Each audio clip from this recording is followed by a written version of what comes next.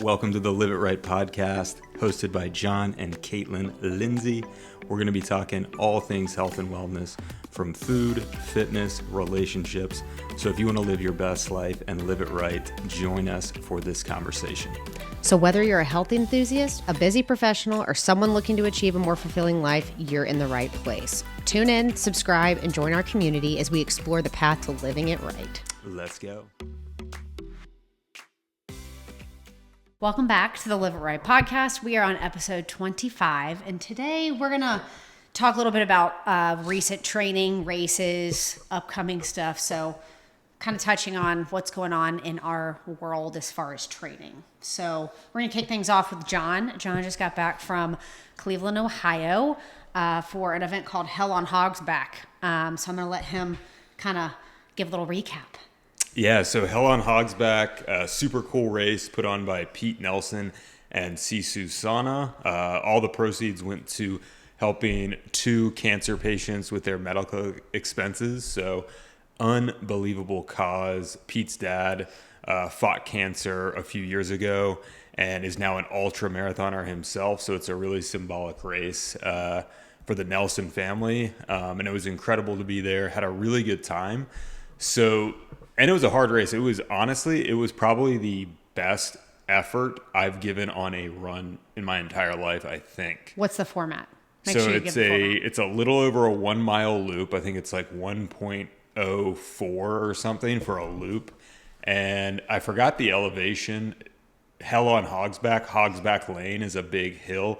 Forgot the total elevation of each lap, but I think it's like 140 feet, something like that. And then so that's the lap, and then you choose, you're going to do a 1 hour, a 3 hour, a 6 hour, or a 12 hour. Pretty gnarly. I did the 3 hour, and that ended up being the perfect challenge for me. I did 18 laps and ran a little faster than a 10-minute per lap pace, so I felt really good about that.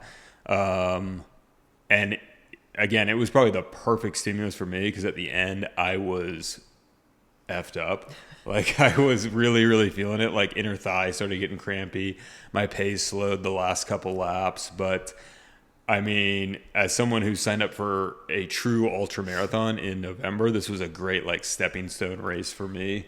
And the elevation was great too. So you did what, like 18 and some change? Yeah, a little over 18.4 miles, something like that. And what total. is your first ultra is how long? 62 miles. So this was a great little teaser for you. Cool. Well, yeah, you said you were pretty toast afterwards, but the vibe there you said was awesome. Yeah, it was because of the structure. So the first hour was, I mean, I'd need to go back and look at my splits. That first hour, there were so many people doing the whole race because you could do 1 hour, 3 hours, 6 or 12. So the first hour you have everybody in there and everybody's juiced. And that was, I mean, I had an incredible pace going. I probably could have been on pace for like 20 laps at that point. But then the 1 hour ends, like half the crowd is gone after that point. And then you look at your watch and you're like, okay, now I need to pace for the next 2 hours. Which still made it fun though. The cool thing about that course is it's actually 2 hills. You run up a hill, then you take a sharp left turn, and it's another hill up. And that second hill is just a little bit. It's shorter, but it's steeper. But it's the way the race was set up was perfect because you could hit an aid station every lap. And so after probably 2 hours, that second little hill, I would walk it. I walked it for at least 4 laps, I think, and I would just take in my nutrition on that lap. So or on that portion of the hill. So it's probably like 90 seconds to 2 minutes of walking, but the perfect opportunity to down some gels, chug some electrolytes, eat a banana, and you just kind of power hike it up the hill.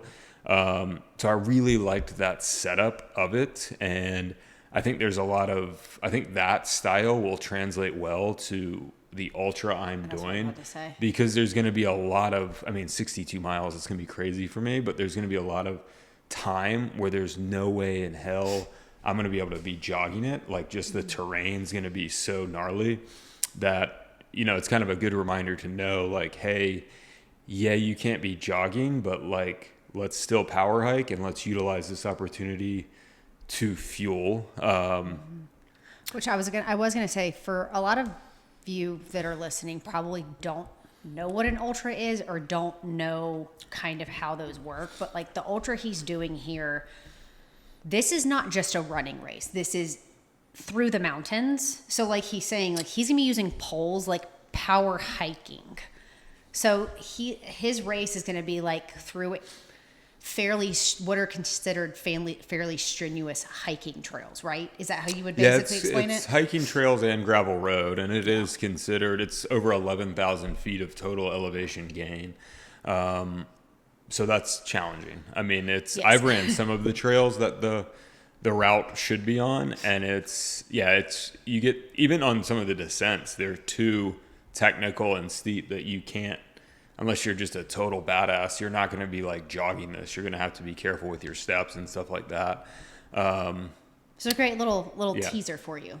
Good training. And so probably one of the most motivating things about Hell on Hogsback was seeing the 12-hour people deep into the race, like just what they were doing. Like we left briefly, but came back. And so seeing the last 2 hours, hours 10 to 12, was crazy. Like, I mean, at that hour 10, you can tell a lot of people are feeling kind of defeated and bogged down. But as you got closer to that 12-hour mark, you saw just fresh legs from people. Like when they hit the 11-hour mark, they know they only have an hour left, and they get to 45 minutes, 30 minutes. You saw like people start to ramp it back up again. And for me, it was so inspiring to see that. Like, you know, I wish I could feel what they were feeling, but I feel like those vibes are kind of contagious, and you just seeing, like, there was this one guy, I mean, he was visibly limping for multiple laps in a row, and then he straight up ran very fast jog for 2 laps at the end. And I asked him about it afterwards, and he was like, dude, I just knew I was getting to the end and I turned it on. Like, you just flip a switch and you do it. So yeah, I'm sure he's hurting today, or after the race, but it was really cool to see those people like just get after it at the end of the day. Cause I mean, for me, it felt like it had been like 3 days in that 12-hour span. So I can't imagine what they were feeling. Yeah, it's crazy. I mean, you put in over 18 miles, went back to the Airbnb, took a shower, chilled for a little bit, came back, and still watched these people running. It's badass. That's really motivating. Yeah. Really, really motivating. Well, that's cool. Yeah. I did, at some point, probably around mile 15, I thought, okay, because we could run as much as we wanted to. I'd signed up for 3 hours, but we could keep going. In my mind, I was like, oh, wouldn't it be cool to just go hit a marathon, like hit 26.2 miles? And then I was like, no, I don't want to overdo it. And then I was like, at some point, I was like, oh, let's just get to 20, just hit that nice milestone of 20. And I think because I did run the last lap fairly fast, I was gassed enough to talk myself out of doing that. And I am really glad I did, because my body feels appropriately sore. Like there's nothing weird nagging going on. And so I think I raced that race appropriately. I didn't push it too far where I'm in the pain cave for 2 weeks and it completely alters my training. Well, the other thing too was that was on asphalt, right? Yeah, there was a small section at the top, probably about a quarter mile, that was on a gravel path. But yeah, the hills are on. You're not used to running on the road though. Yeah. So that probably was smart. But so what did you do? You know, let's talk a little bit about, I mean, recovery is huge for us. So like, what did you do? What helped? Because not only did he compete in this, you ended up having how many flight delays the next day? 3 or 4? Yeah, I had 6+ hours of total delays. Yeah, so he was stuck in an airport or on a plane. So like, what did you do to help recover from 18 plus miles? So after the race, I mean, as anyone who's listened to this podcast or follows me, we both stretch every evening, 7 stretches, 1 minute each. I hit that and then a little bit more that night. Plus, I love to just roll my mostly my calves, but also other areas of my legs with basically a lacrosse type ball.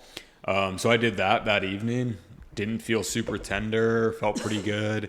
And then the next day traveling was super delayed, but honestly, I think it was a perfect recovery session. My flight wasn't super early, so easily got 8+ hours of sleep. Did a little dynamic stretching in the morning just because I had some free time. And then when I was in the airport, I mean, I probably sat in a squat for total 20 plus minutes throughout the day. Probably did 15 to 20 total minutes of static stretching, just sitting in different postures, moving around, reading a book. At one point, I had my legs up on a wall. This was late at night for probably 15 to 20 minutes, working just some ankle flexion, just pumping the blood, getting the lymphatic system drained. I love feet up on a wall as a easy recovery tool. Rolled out my legs in the airport as well. So I probably did because I was kind of trapped in an airport, I probably did way more stretching and various recovery stuff than I would have. I still would have done stuff if I was at home, but because I was kind of a prisoner of the airport, I was just like, well, might as well take advantage of this. But that's just like another good example of like not being sedentary. And I got in 10,000 steps. Yeah. Not even really trying. I don't doubt that at all. Yeah, just walking the airport. And I did wear, shout out to Naboso, a company I've been working with. They sent me these recovery socks too. This is pretty sweet. To be honest, I told them, I said, I don't know. I said, I like this. I'm not 100% sure how well this will resonate with my audience, but I did wear them all day as well. And I mean, big fan. They basically just looks like a normal sock, but inside the sock, it looks like one of those mats. Yeah, it's a footbed. It's inside the sock. Footbed of raised kind of plastic nipples, I guess, or nodules you'd call them, that just stimulates your feet. I wore them with a pair of Flux shoes, so minimalist shoes. And yeah, they just keep your feet kind of engaged all day. I'm sure it's promoting blood flow. So from a recovery standpoint, they were really nice to have on as well. So yeah, although it was a shitty day of travel, it was a great day of recovery. So if you're ever trapped in the airport, no excuses. Yeah, show your body some love. There's a lot of stuff you can do. I mean, I know some people don't like feeling awkward and stretching and whatnot in the airport, but in my opinion, who gives a shit? It's make your body awesome. Utilize that time. So, yeah. But so let me segue with a segue here. I think one thing I loved about the Hell on Hogsback race that I didn't think I would like was that it was a loop. Like a loop, I think, okay, this is going to get boring at some point. It's the same scenery. But what was incredible about it was you would hit an aid station. Every lap, you'd have an opportunity to hit an aid station. And so for someone I'm good at hydrating, I suck at fueling.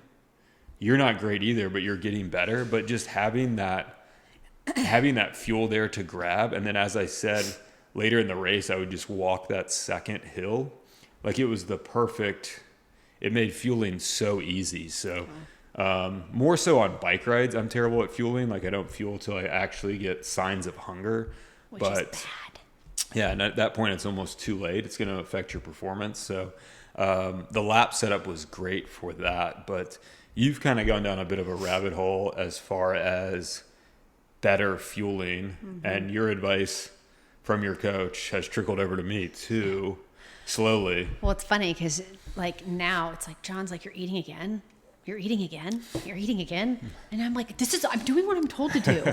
But, two like cardinal rules, and I've learned the hard way on this. And like in the past, I would have just told myself I'm not physically fit enough or something like that when I start cramping or things like that. No, it's because I'm under fueling and I'm under hydrating.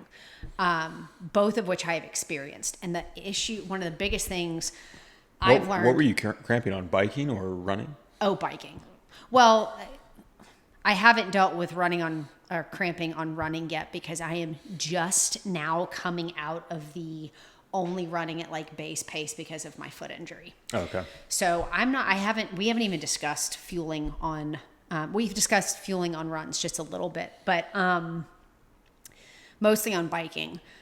And when we lived in Savannah, I remember very, very clearly when we've been on, and I would have, my toes would cramp to the point of pain.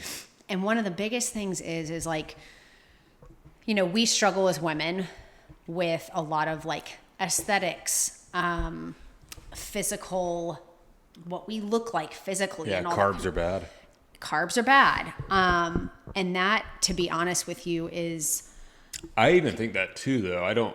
I think more like, because typically, like, a lot of times the fuel, that product, whatever it is, like, it's normally something you would never just, if you were to eat it just sitting around the house, you'd be like, oh, that's terrible for me. I'm not going to eat that. So, like, for example, when I made the Rice Krispie treats, I blatantly said, like, I would not recommend these. Like, these are made with better for you ingredients. It's not couch food. It's not couch food.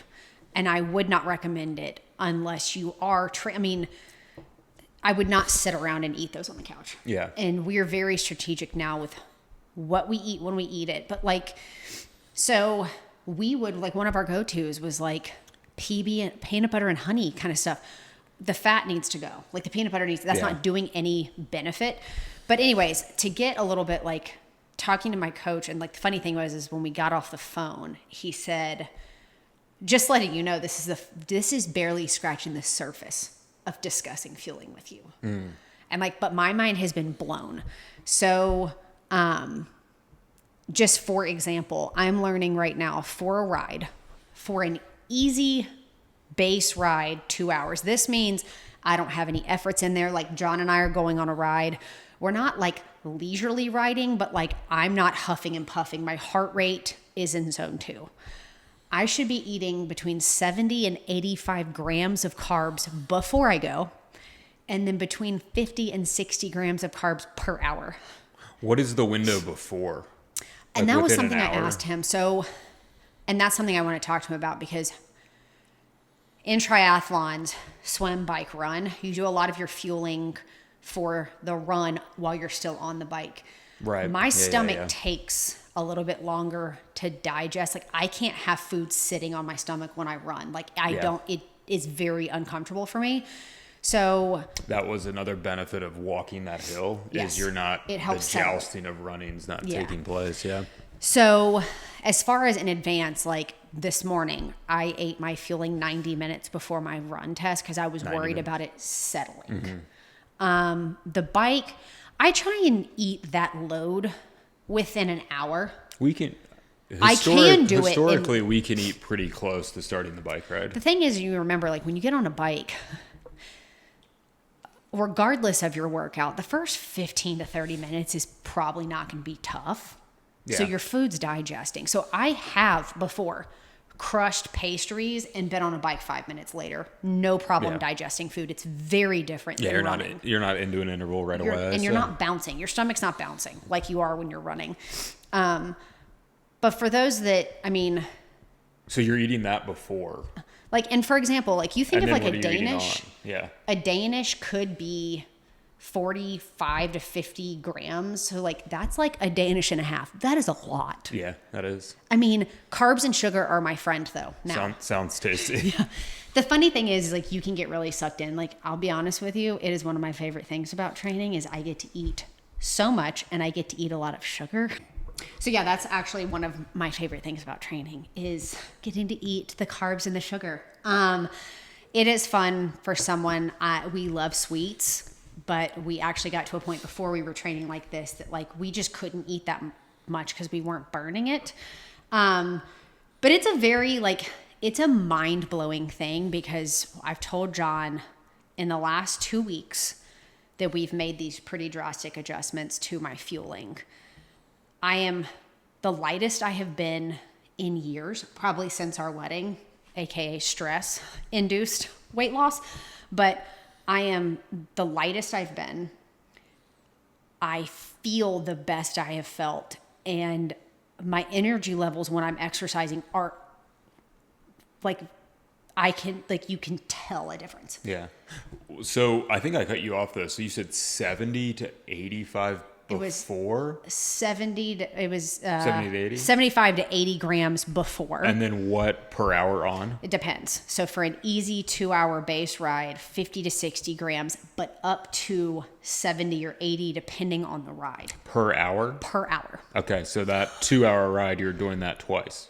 Yeah. When would you do that? At 30 minutes and then at 90-minute mark or something? That's actually the funny thing is like the type A personality of me is like, I am trying to eat every half hour because I don't want to be shoving down.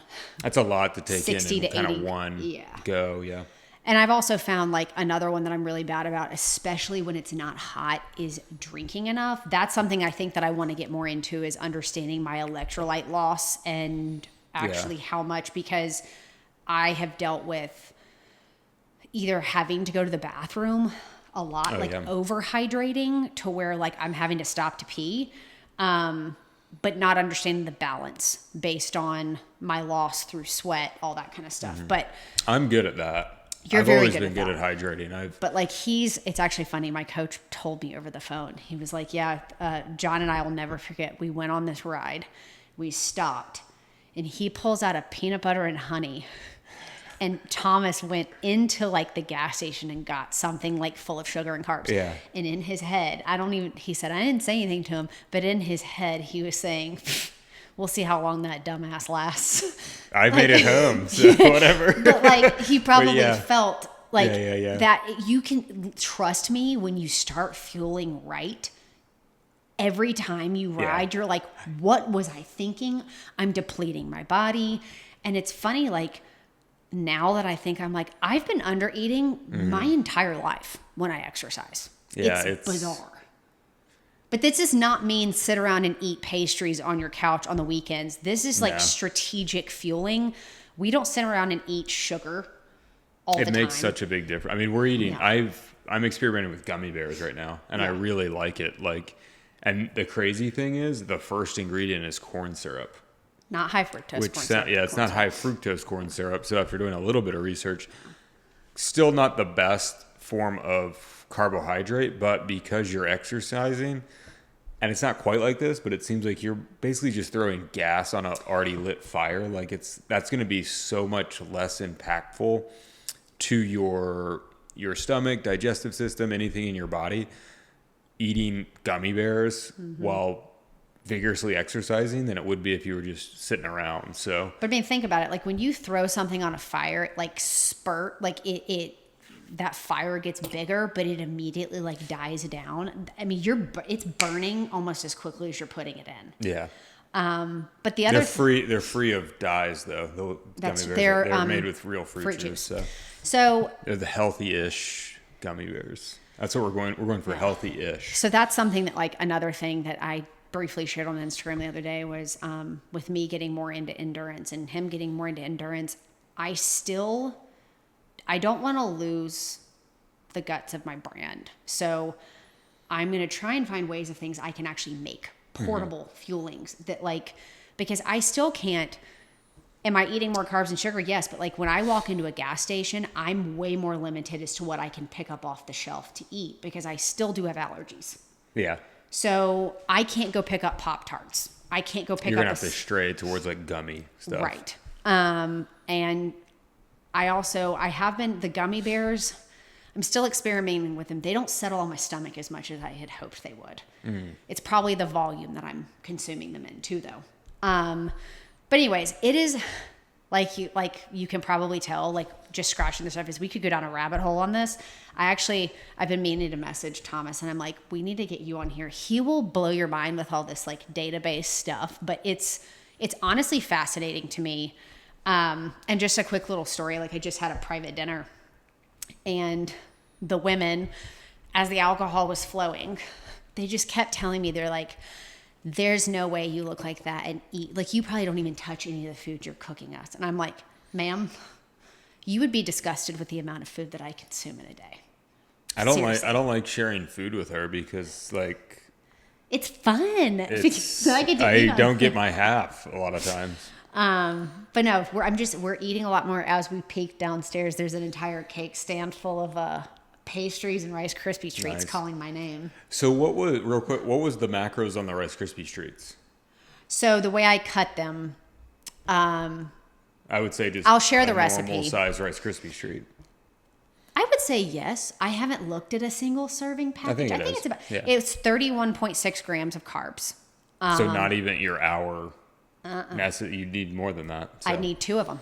Yeah, so that kind of shows you like Darn. how crazy how important fueling is. Yeah, like too. 2 full Rice Krispie treats, or I'm trying to think of something else that would be under people to understand. I don't even know what's in a candy That's bar. a good. I think that's a good. But yeah, gives people 2 good Rice Krispie perception on treats, what it is. a single packaged one. Mm-hmm. But I did make them healthy-ish. They were made with sprouted brown rice Krispies. I would never buy actual Rice Krispies. Kerrygold butter and a marshmallow that does not have high fructose corn syrup. So they're made better for you. It is still straight carbs and straight sugar, but it is so good. Yeah. And I'll tell you, it's nice treats as you're out there working hard and you get It to is, reward yeah. yourself. It's a good, reward's a good way to think about it. It is like that might be the best.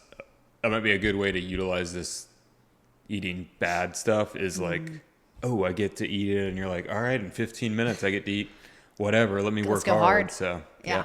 So I know we're just scratching the surface. I'll be back in 6 months to tell you how many I'm probably going to be eating like 100 grams of carbs an hour by then. But yeah, it's been fun. It's been eye-opening, and it's really cool that as we're getting into like endurance sports, I mean, he's way more knowledgeable about things, but like just growing up in the fitness world, always being part of sports, always exercising in some capacity year round, it is mind blowing how much I have to learn. Yeah. Like I'm an infant when it comes to knowledge, and it's really cool just how much there is out there. You can only get better. Exactly. Just become, better eater and a better athlete. Yep. On that note, we will be back for episode 26. Yeah. I've got some big news to share soon. I don't know if it'll be on the next episode, but hopefully in a coming episode. And as always, if there's a topic you guys would like us to discuss, don't hesitate to shoot us a message. Yeah. We'll see you guys next time. Peace.